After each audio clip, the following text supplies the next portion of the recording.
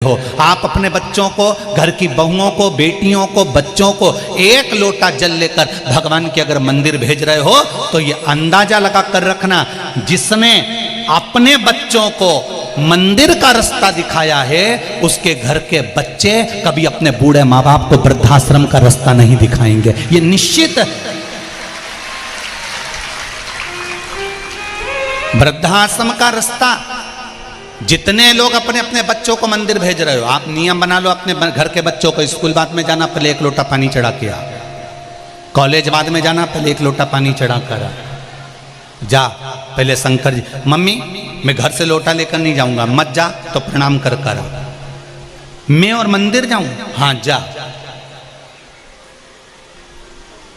Auto वाला auto लेकर जाए, रिक्शे वाला रिक्शा लेकर जाए, रिक्शे वाले को रोक कर कह दो ए हमारे बच्चों को स्कूल लेकर जाता है तो सामने से कोई शंकर जी का मंदिर हो, उस मंदिर के सामने रिक्शे को थोड़ा धीमा करना और बच्चों से कहना हर हर महादेव। जितने रिक्शे में बच्चे बैठे रहे सब एकदम मंदिर देखकर हर हर महादेव कह दो और उसके बाद में आगे बढ़ जाओ। हमारे बच्चों के जीवन में अगर काल भी मंडराएगा तो हर हर महादेव कहने से वो हर लेगा उस काल को। अपने घर के बच्चों से कहो, ऑटो वाले से, रिक्शे वाले से कह दो कि तू मेरे बच्चों को लेकर अगर स्कूल जा रहा है तो बीच मार्ग में जो मंदिर शंकर का दिखे वहां एक बार ऑटो को थोड़ा धीमा कर ले, थोड़ा सा स्लो कर ले। क्यों? ये स्पीड ब्रेकर रोड पर क्यों बनाए जाते हैं? इन स्पीड ब्रेकर को रोड पर इसलिए बनाया जाता है कि तेज चलती हुई गाड़ी को थोड़ा सा स्लो कर लो, धीमा कर लो। अगर गाड़ी धीमी कर लोगे तो एक्सीडेंट नहीं होगा। उसी तरह जैसे रोड पर स्पीड ब्रेकर बनाए जाते हैं, इनको देखकर गाड़ी को धीमा कर लेना चाहिए, गति अवरोधक को देखकर गति को रोक लेना चाहिए। जब हम रोड पर चलें और हमें शंकर जी के ओटले मिले, शंकर जी के मंदिर मिले, तो समझ लेना ये गति अवरोधक हैं, ये स्पीड ब्रेकर हैं, इनको देखकर थोड़ा सा झुक जाओ, थोड़ा सा स्लो हो जाओ। तो इनके आगे अगर स्लो हो गए, झुक गए, तो जीवन की गाड़ी का कहीं एक्सीडेंट नहीं होगा। ये जीवन की गाड़ी कहीं भटकने वाली नहीं है, अपने मार्ग से कहीं कूदने वाली नहीं है। आप भजन तो करो उसका।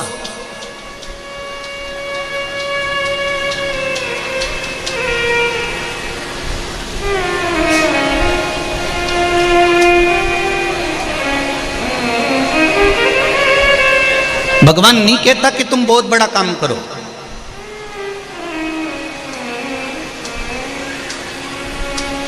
भगवान कहता है छोटा भी काम करो तो मुझे समर्पित कर कर करो।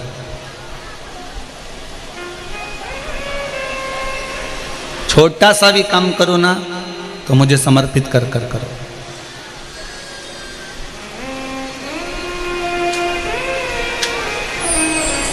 एक कथा सुनी है आप लोगों ने राम जी की? बहुत बड़ा सेतु बन रहा है,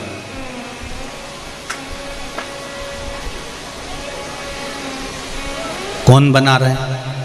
पूरे बानर, पूरे बंदर, नल नील राम नाम लिखे पत्थर छोड़ रहे हैं और सेतु बन रहा है। कितने किलोमीटर का था?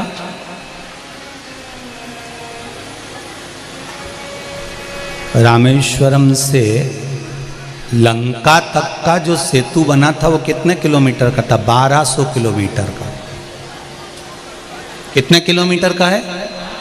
1200 किलोमीटर का लंबाई थी, 120 किलोमीटर की चौड़ाई थी सेतु की।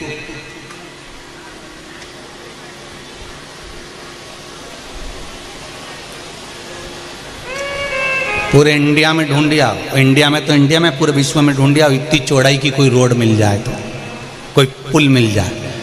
120 किलोमीटर की चौड़ाई और 1200 किलोमीटर की लंबाई, इतना लंबा सेतु बानर बना रहे थे। सब बड़े बड़े पत्थर ला रहे थे, बड़े बड़े पत्थरों को ढूंढ कर ला रहे थे और एक छोटी सी गिलहरी, छोटी सी, क्या कर रही थी? शरीर पे रेत चिपकाकर वो पत्थरों पर जड़ा रही थी,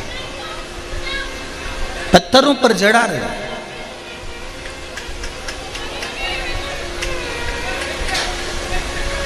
अब पत्थरों पर रेत जड़ाई जा रही है। हनुमान जी ने गिलहरी को देखा और गिलहरी को देखकर हनुमान जी ने कहा, हे गिलहरी, हे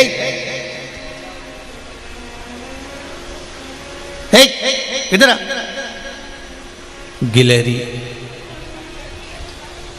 हनुमान जी के पास गई। जब गिलहरी खड़ी होती है ना तो उसके दोनों हाथ यूं करती है और मुंडी यूं करती है। गिलहरी ने जैसे ही मुख यूं करा और हाथ यूं करे तो हनुमान जी इधर इधर। गिलहरी ने पूछा क्या है? गिलहरी के दो दांत आगे के। हनुमान जी को देख के हंस दी। हनुमान जी बोले, इतने सारे बंदर जा रहे हैं, तेरे को थोड़ी बहुत शर्म नहीं आई? कहीं दब दुबा गई? इतनी सी तो धरी है, पिचकड़ा निकल जाएगा तेरा। इतने में गिलहरी ने अपना दो दांत दिखाया और चल दी। हनुमान जी ने कहा, कितनी गजब की है, मुझे चिढ़ा रही है, मुझे चिढ़ा रही है, गजब। वो जैसे ही आगे बढ़ी तो हनुमान जी ने फिर बुलाया, सुन रही क्या, इधर आ। गिलहरी पीछे मुड़ के देखी, फिर चल दी। हनुमान जी उसके पीछे पीछे गए। अरे सुन रही है? गिलहरी ने फिर अपना हाथ ऊपर वाला जोड़ा, मुंडी नीचे करी, दो दांत दिखाए। हनुमान जी मन में सोचे, कितनी एबली पैदा हुई है, बताओ कितनी एबली है। मैं इसको बोल रहा हूं, बात कर रहा हूं, सुनने को तैयार नहीं है। फिर हनुमान जी ने गिलहरी को रोका। कितने बड़े बड़े बंदर निकल के जा रहे हैं, लोग कूद रहे हैं, तेरा पिचकड़ा निकल जाएगा, कोई तुझ पे पांव रख देगा, तुझे डर मन नहीं लग रहा? तुझे डर नहीं लग रहा? गिलहरी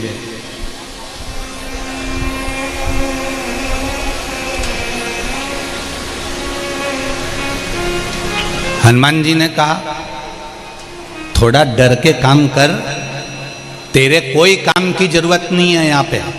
गिलहरी बोली हनुमान जी से, अरे ओ बंदर, तुम अपना काम करो, हमें अपना काम करने दो। हमने तुमसे पूछा कि हम क्या काम करेंगे, या हमने तुमसे कहा कि तुम क्या काम करोगे? हम जो काम कर रहे हैं हमको करने दो, और तुम्हें जो काम करना है तुम कर।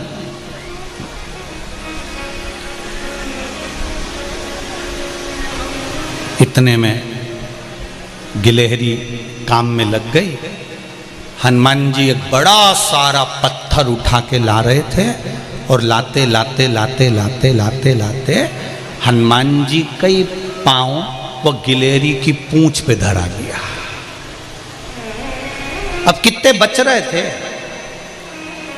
सारे बंदरों से हनुमान जी ने कह दिया था, ये तो पगली है, इसमें तो अक्ल नहीं है, इतनी सी होके यहाँ वहाँ घूम रही है, अभी कोई पाँव माँव रखा जाएगा तो पिचकड़ जाएगी। और हनुमान जी का थोड़ा सा पाँव उसकी थोड़ी सी पूंछ पे रखा गया, पूंछ पे रखाया। अब गिलहरी चिल्लाई, ची ची ची ची। अब गिलहरी जब फंस जाती है तो ऐसी चिल्लाती है, ची ची करे। हनुमान जी ने मन में सोचा, ये कौन चीख रहा है? अब हनुमान जी का स्वरूप बड़ा, पत्थर हाथ में बड़ा, राम नाम लिखा हुआ, और पांव रखा गया गिलहरी की थोड़ी सी पूंछ पे, और वो ची ची करे। हनुमान जी ने सोचा कौन चीख रहा? जो हनुमान जी ने देखा तो गिलहरी नीचे से चिल्लाई, अरे देख के तो चल ले बंदर, देख के तो चल ले बानर, दिख नहीं रहा तुझको? मेरे ऊपर पांव रख दिया। हे भगवान, हे भगवान, हे भगवान। गिलहरी रोने लगी, आंख में आंसू भर गए। मेरी तो पूंछ तोड़ दी इसने, मेरी तो पूंछ तोड़ दी। हनुमान जी ने पत्थर पानी में डाला, गिलहरी के पास आकर बोले, मैंने तेरे को पहले ही समझाया, तू बीच में क्यों आई? गिलहरी बोलने लगी, मैं तेरे बीच में कब आई? मैं तो अपना काम कर रही थी, देख के तो चलना चाहिए कि कहां से जा रहे हो, हर किसी की पूंछ पे पांव रख दोगे। हनुमान जी ने कहा मैंने तेरे को समझाया था, बीच में काय कोई। इतने में गिलेरी ने कहा तू बहुत बड़बड़ करता, रुक जा, मैं राम जी के पास जा रही हूँ, आज पूरा न्याय मांग कर आऊंगी राम जी से कि मेरी पूंछ तोड़ी है तूने, रुक जा। और गिलेरी रोती रोती रोती रोती राम जी के पास पहुंच गई, राम जी के सामने जाके खड़ी हो गई। जैसे ही खड़ी हुई राम जी ने देखा गिलेरी रो रही है। राम जी ने गिलेरी को हाथ में उठाकर पूछा तुम क्यों रो रही हो। गिलेरी कहती है मेरी पूंछ देखो जरा, कितनी पूंछ को एक बंदर ने तोड़ दिया मेरी पूंछ को। हनुमान जी ने अपना हाथ गिलहरी पर फेरा, फेरते से गिलहरी की पूंछ सही हो गई। गिलहरी की पूंछ तो सही हो गई, पर गिलहरी ने राम जी से कहा आपको न्याय तो करना पड़ेगा चाहे कुछ भी हो जाए।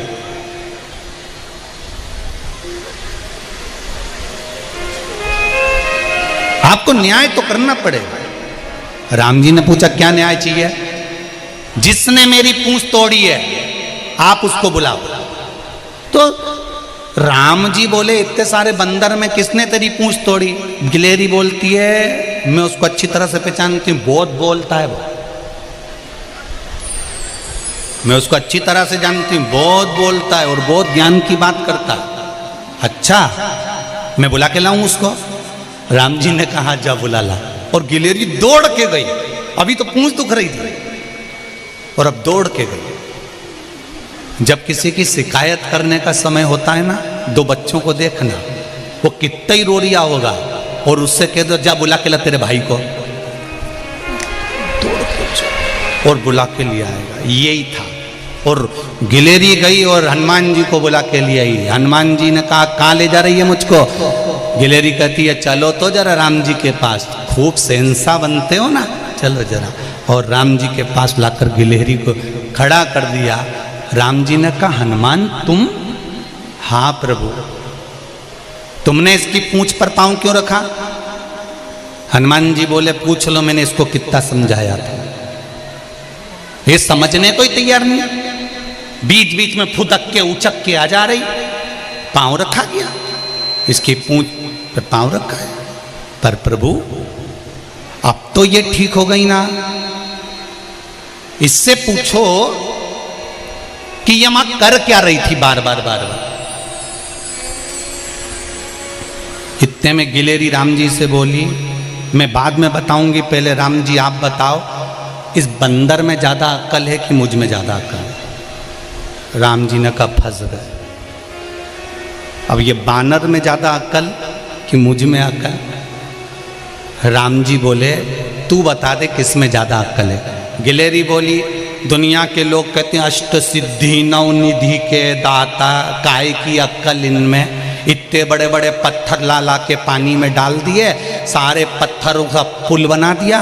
वो पुल पर मेरे राम जी जब चलेंगे उनके कोमल कोमल चरण में वो पत्थर गड़ेंगे, इसलिए मुझ में अक्ल ज्यादा है। मैं पानी में गीली होकर समुद्र की रेत को चिपकाकर पूरे पत्थरों पर बिखेर दे रही हूं, जिससे परमात्मा के चरण में वो पत्थर ना चुए।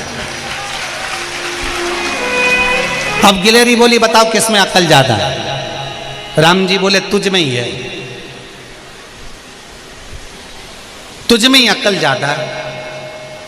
तो प्रभु मुझ में अक्ल ज्यादा है ना, तो न्याय करो न्याय करो न्याय करो।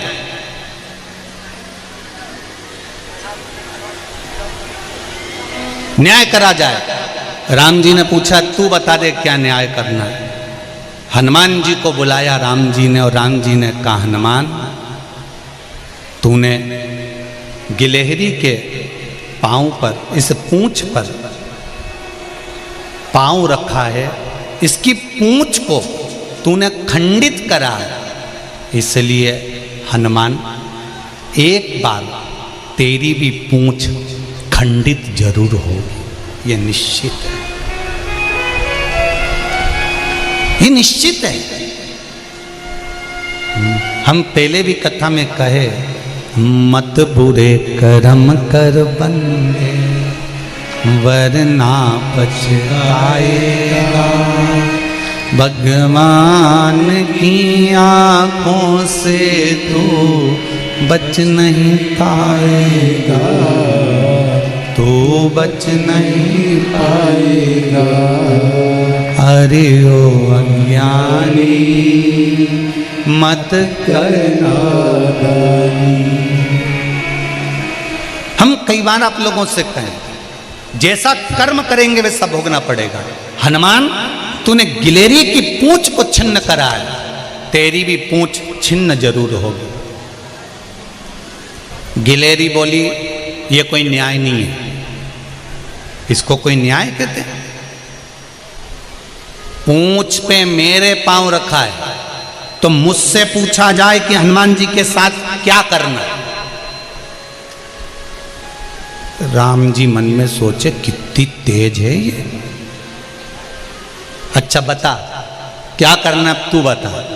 गिलेरी बोली इसने मेरी पूंछ पे लात रखी थी, इसलिए राम जी आप हनुमान के सिर पे लात रखो।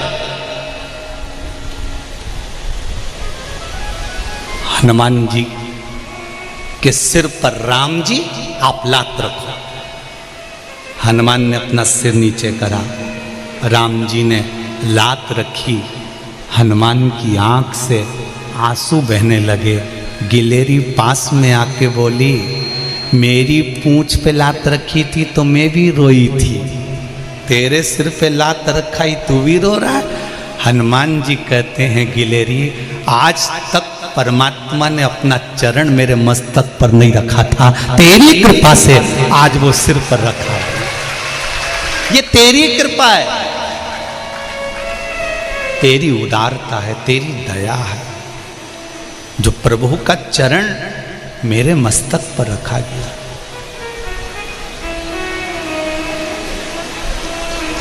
हनुमान जी ने कहा प्रभु मेरी पूंछ भी खंडित होगी? हाँ, लिंग पुराण कहती है, स्कंद पुराण कहती है, शिव महापुराण कहती है, जब रामेश्वर धाम की स्थापना हो रही थी हनुमान जी से कहा गया था जाओ कैलाश पर्वत से शंकर भगवान का एक स्वरूप शिवलिंग लेकर आओ। हनुमान जी कैलाश पर्वत गए शिवलिंग लेने के लिए। इतनी देर में ब्राह्मणों ने कहा मुहूर्त निकल रहा है, जल्दी से शिवलिंग की स्थापना करो।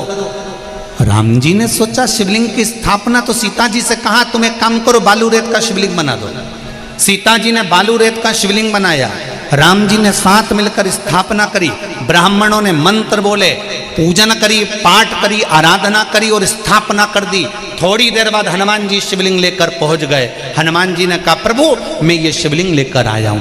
राम जी ने कहा ब्राह्मणों के कहने पर हमने बालू का शिवलिंग बनाकर स्थापना कर दी, रामेश्वर धाम की स्थापना हमने कर दी।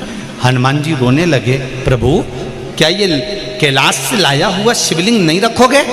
भगवान कहने लगे अब तू बता। हनुमान जी कहने लगे प्रभु आपने तो मेरे साथ में छल कर दिया, मुझे कैलाश भेज दिया और अपनी स्थापना कर दी। हनुमान जी के शब्द सुने तो राम जी ने कहा एक काम करो इस शिवलिंग को हटा दो, तुम जो शिवलिंग कैलाश पे से लेकर आए हो वो रख दो। हनुमान जी ने कहा मैं अब भी रखता हूं। हनुमान जी ने शिवलिंग नीचे रखा, बालू मिट्टी के शिवलिंग को, रेत के शिवलिंग को हनुमान जी उठाने लगे।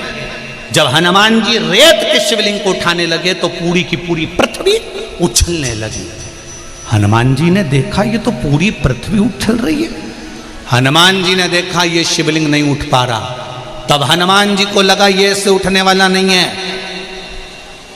कपी का पूरा बल, बानर का पूरा बल उसकी पूंछ में होता है। तो हनुमान जी ने शिवलिंग को पूंछ से लपेट लिया और लपेट कर जब खींचा बालू के शिवलिंग को तो हनुमान जी की पूंछ खंडित हो गई, क्योंकि राम जी ने कहा था गिलहरी की पूंछ छिन्न हुई है तो तेरी भी पूंछ छिन्न होगी।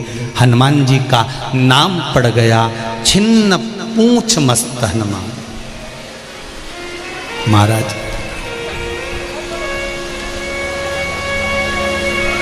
छिन्न, पूंछ मस्त हनुमान। हनुमान जी ने देखा कि शिवलिंग नहीं हिल रहा। हनुमान जी से राम जी ने कहा, तुम जो शिवलिंग लेकर आए हो वो ले जाकर एक दूसरे स्थान पर रख दो। हनुमान, हम वर देते हैं, रामेश्वरम का दर्शन करने वाला यदि हनुमान जी के द्वारा लाए हुए शिवलिंग का दर्शन नहीं करेगा तो उसको रामेश्वर के दर्शन का फल नहीं मिलेगा। भगवान ने उस शिवलिंग का नाम हनुमतेश्वर शिवलिंग रख दिया, हनुमतेश्वर महादेव रख दिया। आप में से जितने लोग रामेश्वर गए होंगे, कौन कौन गया है रामेश्वर? गए हो? तो रामेश्वर से हनुमतेश्वर गए हो? रामेश्वर से हनुमतेश्वर शिवलिंग जाना पड़ता है। वहीं पर छिन्न मस्त हनुमान जी हैं, जिनकी पूंछ छिन्न हनुमान जी जिनकी पूंछ छिन्न है, उसी के पास में हनुमतेश्वर विराजमान। तो यहां शिव महापुराण की कथा कर रही है, भगवान को तुम्हारा बहुत सारा धन नहीं चाहिए, भगवान को तुम्हारा बहुत सारी दौलत नहीं चाहिए, भगवान को तुम्हारी बहुत सारी संपदा नहीं चाहिए, भगवान को तुम्हारा बहुत सारा वैभव नहीं चाहिए। भगवान तो कहते हैं जैसे गिलहरी ने अपने शरीर पर रेत को चिपका कर छोड़ा था, ऐसा थोड़ा सा भी, एक चावल का दाना भी, एक बेलपत्र भी अगर आप भगवान शंकर को समर्पित कर रहे हो तो उसका फल आपको प्राप्त जरूर होगा। ये निश्चित है, उसका फल मिलेगा, तो मिलेगा। वो फल खाली नहीं जाएगा। आप शिव की आराधना में डूबे हो, शंकर की आराधना कर रहे हो,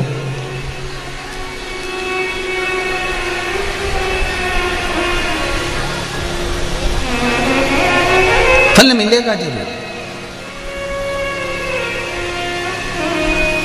श्रावण महीना, बाबा की पावन कथा, श्री शिवाय नमस्तुभ्यम मंत्र का जाप सब अपने स्थान पर बैठकर अपने दिल की बात बाबा से कहते हुए भाव से बाबा से निवेदन करेंगे। सभी लोग बड़े प्रेम से बाबा के मूल मंत्र का स्मरण करें। श्री शिवाय नमस्तुभ्यं, श्री शिवाय नमस्तुभ्यं, श्री शिवाय नमस्तुभ्यं, श्री शिवाय नमस्तुभ्यं, श्री शिवाय नमस्तुभ्यं। भोला सब दुख काटो ओ भोला सब दुख काटो शिव शंकर जपो तेरी माला, भोले बाबा जपो तेरी माला, भोला सब दुख काटो मारा, ओ भोला सब दुख काटो मारा। हे शिव, हे उघड़ी, हे उघड़दानी, दयालु दातार, कृपालु, करुणा करने वाले मेरे शिव, थोड़ा सा समर्पण। पार्वती मैया जब जिस समय पर माता पार्वती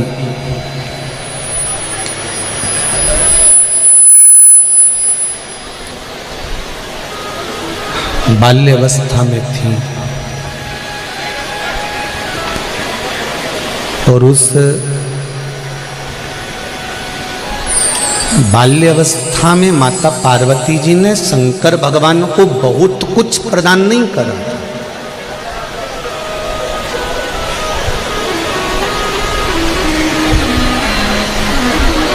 बाल्यावस्था में अगर माता पार्वती जी ने शंकर भगवान को कुछ दिया था तो पार्थिव शिवलिंग का निर्माण कर कर उसकी पूजन करना, आराधना करना और पार्थिव लिंग की पूजन कर कर उसका विसर्जन करना।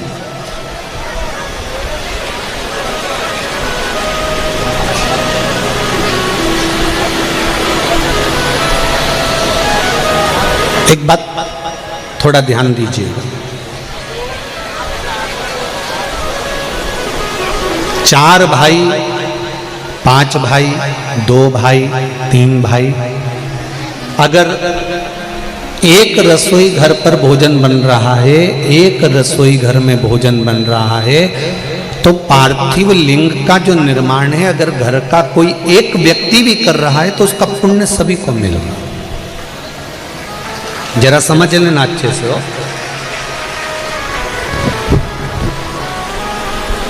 कल बहुत सारे लोगों का फोन आया, मैसेज आया सीहोर में कि गुरुजी हम शादी में जब दूल्हा दुल्हन की आरती उतारते थे कलश रखकर, तो हमारे मन में बहुत प्रश्न था कि इसमें दिया क्यों नहीं रखते हैं। तो वो प्रसंग, ज्योति का जो प्रसंग आपने सुनाया, उससे हमको ज्ञात हो गया कि जल से भी आरती उतरती है तो उसका फल ज्योति का ही रहता है, ये हमको ज्ञात है। आज अपन स्मरण करें कि जो पार्थिव लिंग का जो निर्माण होता है वो सार्वजनिक रूप से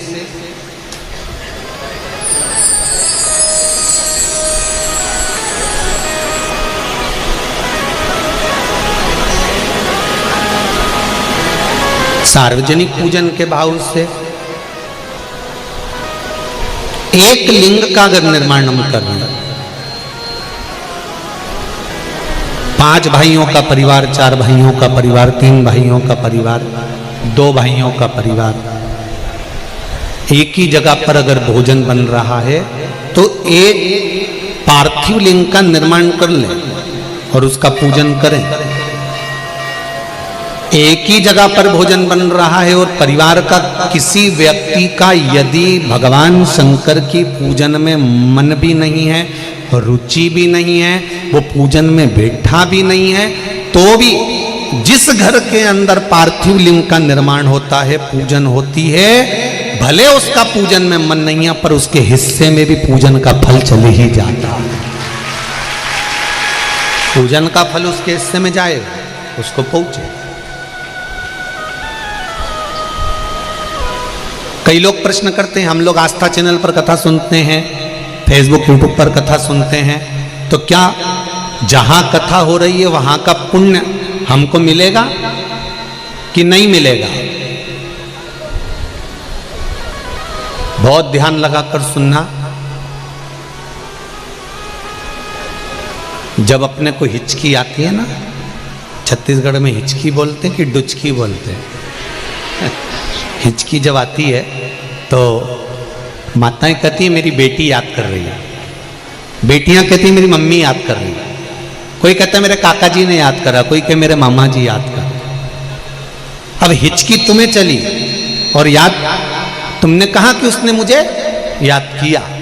उसी तरह कथा भले भाटापारा में हो रही है, कथा भले शर्मा परिवार करा रहा है, कथा भले भाटापारा की इस छत्तीसगढ़ की धरा पर हो रही है, पर पूरे विश्व में जितने लोग आस्था चैनल पर कथा सुन रहे हैं, फेसबुक यूट्यूब पर कथा सुन रहे हैं, ये निश्चित है दिल लगाकर अगर सुना है तो बाबा ने टीवी के सामने भी आपकी कामना को पूर्ण कर दिया, मोबाइल के सामने भी आपकी काम। एक पत्र आया है, देखिए।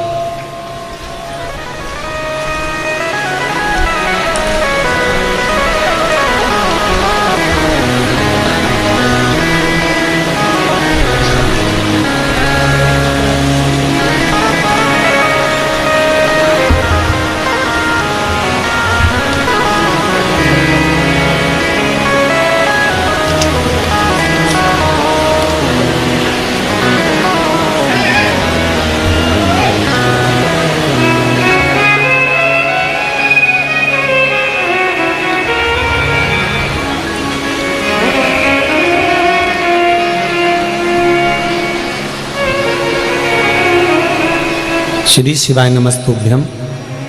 धर्मनगरी भाटापारा से मैं मोहिनी शर्मा, कहीं बैठी हो तो हाथ हिलाइएगा। मोहिनी जी शर्मा। गुरुदेव, मेरी बेटी हिमानी शर्मा का कई सालों की कड़ी कोशिश के बावजूद भी नौकरी नहीं लग रही थी। हम हार चुके थे। तभी मैंने शिव महापुराण की कथा टीवी पर सुनी, पशुपतिनाथ का व्रत करना प्रारंभ किया। मैंने यह व्रत करने का निर्णय लिया, तब मैंने पशुपति व्रत करना प्रारंभ किया। फिर गुरुदेव, मुझसे यह व्रत का फल ऐसा मिला कि दूसरे ही सोमवार को मेरी बेटी को इंटरव्यू के लिए कॉल आ गया और तीसरे सोमवार को उसकी नौकरी पक्की हो गई। ये शिव की कृपा, आप ही हैं। हर हर महादेव। दोनों हाथ हिला दो एक बार। हर हर महादेव। तेरी कृपा बिना न हिले एक भी लेते हैं श्वास, तेरी कृपा से तनो तनो। एक पत्र और देखिए। मीरा चौरसिया, भाटापारा, छत्तीसगढ़ से हूं। कहीं बैठी हो तो हाथ हिलाइएगा। मीरा जी चौरसिया, भाटापारा, छत्तीसगढ़। मेरी बहू को 7 साल से कोई बच्चे नहीं थे। मैं 2 साल से टीवी पर शिव महापुराण की कथा सुन रही हूं। आपके बताए अनुसार पशुपतिनाथ का व्रत किया। बाबा की कृपा से 7 साल के बाद मेरी बहू के यहां संतान हुई, पुत्र हुआ, जिसका फोटो मैं भेज रही हूं। ये शिव कृपा।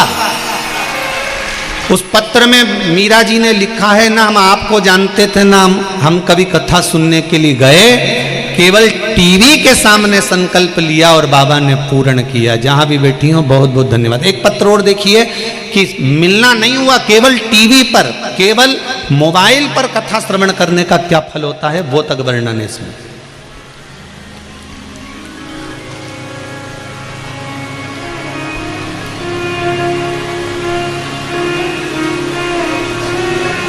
मैं भाटापारा से हूं। मेरा नाम श्रीमती पद्मणी वर्मा है। कहीं बैठी हो तो हाथ हिला सकती हैं। पद्मणी। 10 साल पहले मेरी माँ की किडनी सिकुड़ गई थी। डॉक्टर ने दवाई देकर भेज दिया था। बाद में उनका पेशाब बंद हो गया था। खाना भी नहीं खा पाती थी। पूरा शरीर सूज चुका था। पूरा शरीर सूज गया था। कुछ भी शरीर के अंतर्गत क्रिया में नहीं था। तब 1 लोटा पानी और बेलपत्र चढ़ाना प्रारंभ करा। बाबा की कृपा देखिए गुरुजी। जैसे ही चढ़ाना प्रारंभ करा, लोटा भर जल और बेलपत्र चढ़ाना चालू करा और लोटा भर पानी चढ़ाकर थोड़ा सा पानी लाकर उसको पीना और बेलपत्र